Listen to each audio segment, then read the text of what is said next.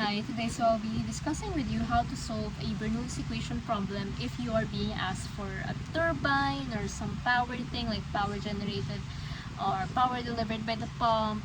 If you're being asked for horsepower or kilowatts, this is the formula for you. So when people are being taught the Bernoulli's equation problem, they're given this equation.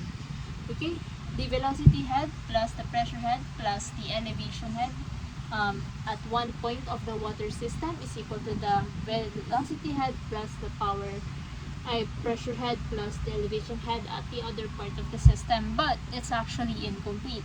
So the whole Bernoulli's equation looks more like this: the velocity head plus the pressure head plus the elevation head plus the head added by the pump minus the head losses minus the head extracted by the turbine. So if you are in an exam, you better write the whole equation. So for HL, head losses, there are three equations that can result to this head loss. So one of these head loss equations is the Darcy-Weisbach equation 0.0826 FLQ squared divided by T raised to the fifth power. So you know that you have to use this if you are given a friction coefficient, letter F. Another equation for the head loss is the Manning's equation 10.29 N squared LQ squared divided by D raised to the 16 to the third power. So you know that you have to use this equation if you are given the Manning's coefficient, letter N. And finally, you have the third equation, Hazen-Williams, which is 10.67 L times Q over C raised to the 1.85th power divided by D raised to 4.87. So you know that you need to use this equation if you are given the coefficient in C. So for the head added by the pump and the head extracted by the pump, it's actually very similar. So this is the process, okay? This is the process. You are given a Bernoulli's equation problem, correct? And I would assume that you know how to solve one that looks just like this. So input the values, input velocity, input pressure, input Z, cancel out what needs to be canceled.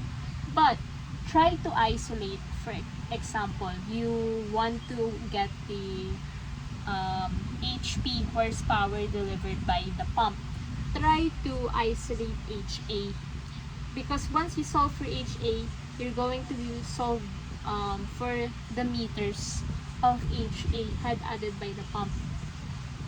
And once you get that meters, step 2 will be to use this equation. So power for the head added by the pump, remember this is PN, power input, is equal to the flow rate times I symbolize unit weight with Y, times the unit weight times the head added by the pump, which is HA.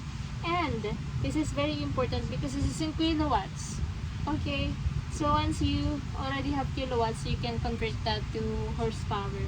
But if you are given the efficiency of the pump, you can also get the output of the pump. How? Because the efficiency is equal to the input of the power input minus divided by the power output times 100. So if you're given like an 85% efficiency, you can just say 85% efficiency, and then you replace this, so 85% equals, I'll just put N, QYHA over P out over 100. So if you know N, then you know P out already. Okay? So what if you are looking for, you're already done with this, what if you're looking for HE? And now remember, HE is subtracted because this is the power that's been extracted by the turbine. So HA is addition, HL is subtraction, HE is subtraction as well. And it is almost the same as the HA. Okay, so you isolate this, you get it in meters, and then you use that meter to solve for the power output. So power output is equal to the flow rate times the gamma or Y as I write it times HE. Okay, and again this is in kilowatts, and you can also use it in the pump efficiency formula, which is P in over P out, which is Q HE times 100. Okay, so this is part 1.